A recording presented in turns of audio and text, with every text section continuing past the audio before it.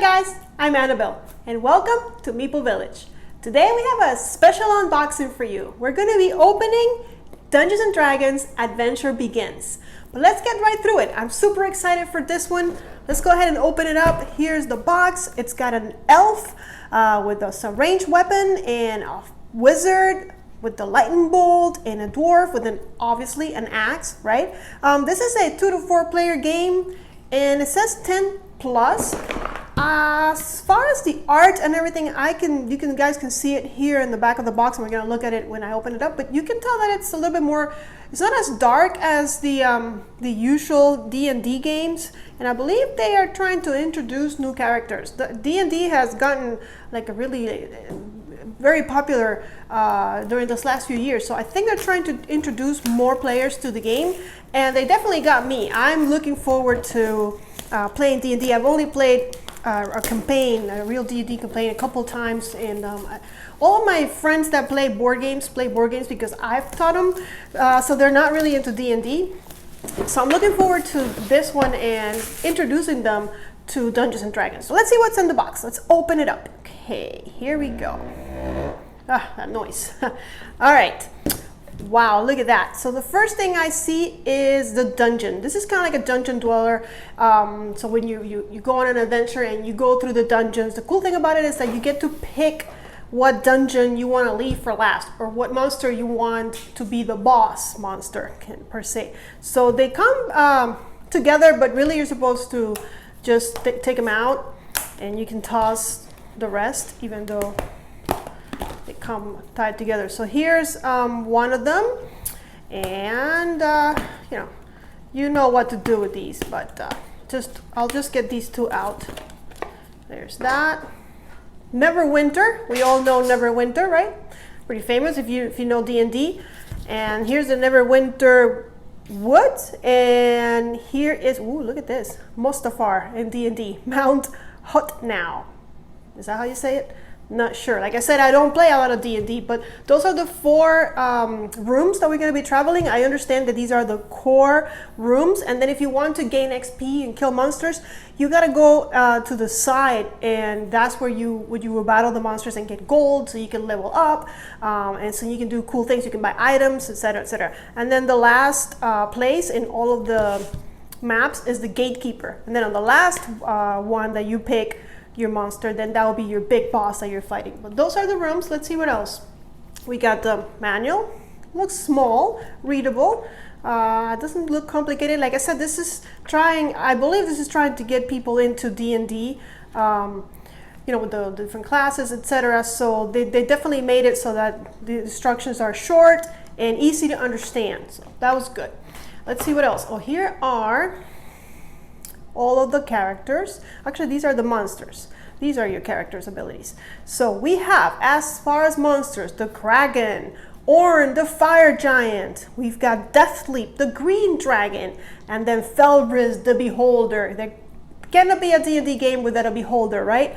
And on the back, you got their stats and everything. I don't want to spoil that too much, but their stats are here, how much damage they do to the heroes. And then on this side, we have the different heroes, what would you call them? Like their skills and stuff. Well, I thought you could take them apart, but you can't. You have to take them apart like that. So you'll notice they're color-coded, and there's a reason for that. You'll see it in a minute. Actually, let me show you. Here is more stuff. This is all hero stuff. So there's 4 heroes in this game, and they are color-coded. You'll see the miniatures in a minute when we go there. But these 4 heroes, you'll pick one to play as, and then you'll pick the 2 yellow, I guess these are your attacks, and you'll pick one of them. And then from over here, you have actually 4 to pick from, because these abilities are different from the abilities of the yellow guy in the back. So you can be, let's say for example, let's pick, I don't know, how about the elf? I love green elves. So let's say for this game, you're playing as Via Silverfront, and you're an elf and you're a bard. Then you can go ahead and she can look like that, or it could be a male, and you can be Lucan Silverfront, still an elf bard. But then you'll pick if you want to be the Seeker, the Scholar, the peacemaker, or the rebel. And once you've picked that, which will give you different kind of characteristics between, for example, the peacekeeper could be is calm and easygoing and insightful, but the rebel is confident, unpredictable, and fun. So you kind of pick from that, and it'll give you a special ability. But then also you get to pick what attacks you want to have. So for the green elf, you could either have a theatrical distraction as your special attack, or a natural disaster as your special attack. And also your regular attacks are different. As you can see, the hand crossbow and the fire, the fairy fire, versus the vicious mockery and the double-bladed scimitar. So you see that that gives you a whole lot of possibilities of what your character that you're going to use is going to turn out to look like. And in every adventure, you can pick a different character, different abilities, different attacks. So that's kind of cool. What else is in here? We have the stands. These are the stands for your characters. So there should be 4 of them because it's up to 4 players. And let's see if they fit. They should fit nice. Yes. Let me see. Let's just pick Mr. Red guy over here. Yeah, there he goes. So there he is. And then you can go ahead and pick one of his abilities. Let's say that he's going to be the bandit. You'll place that right next to it. So now he is a bandit.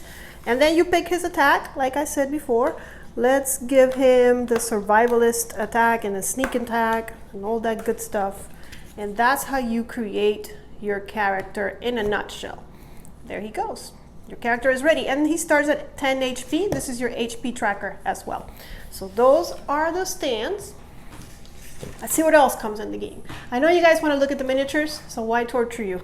This is to keep track of the HP of the monsters in the game, so pretty cool. We'll keep it over here because I'll show you later.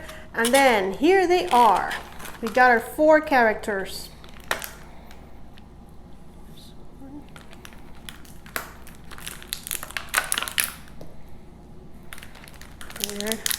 Okay. Here's our elf and our dwarf. There they are. Very cool. Over here in this hard to get to, let's get this back.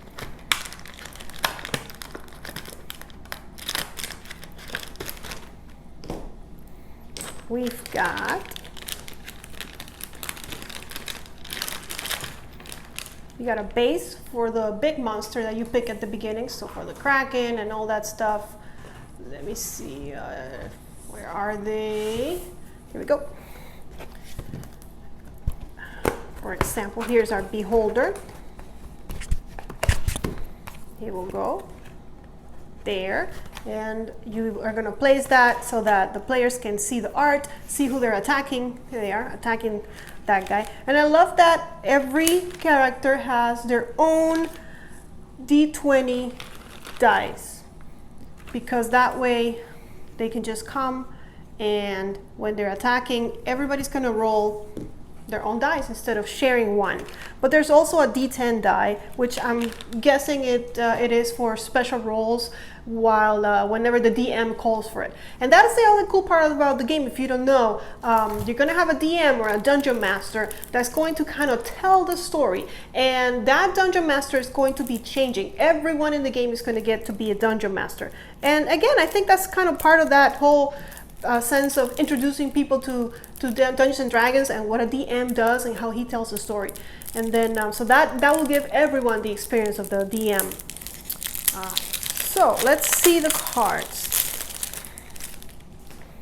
We've got backpacks, which are basically just for storytelling, but there's different items in every backpack. You're supposed to pick one at the beginning. It kind of tells you what you're carrying, what your character is carrying. So when you are going to describe how you kill the monster, you can, if you are lacking inspiration, you can look in your backpack and see what you could have used. For example, the explorer could have maybe used a frying pan to get rid of that monster.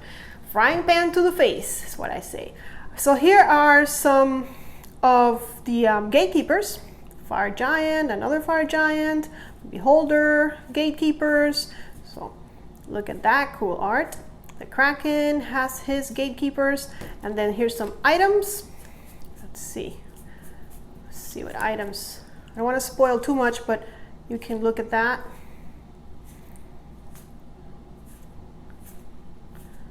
Okay, and you see the art is kind of more geared towards the kids. And then shop, combat. I'm not sure. I'm guessing this is maybe a player's aid to tell you what you can do with your gold and stuff. Let's see what else. Oh, let's see. But yeah, I think that it's really cool that they've done a game, and especially you can find this game at Walmart, at like GameStop, some of those stores where everybody shops at. So I think that they're trying to really get it to regular dudes that have never even, that they've heard, most everybody has heard of D&D, right? But they've never gotten into it.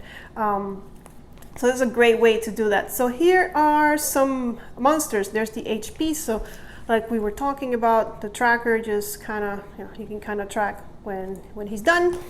Let's see. Yep, and these are the DM cards. So they will be reading that and resolving.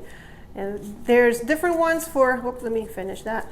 Different one for the different boards. So for example, let's bring one of the ones we got out.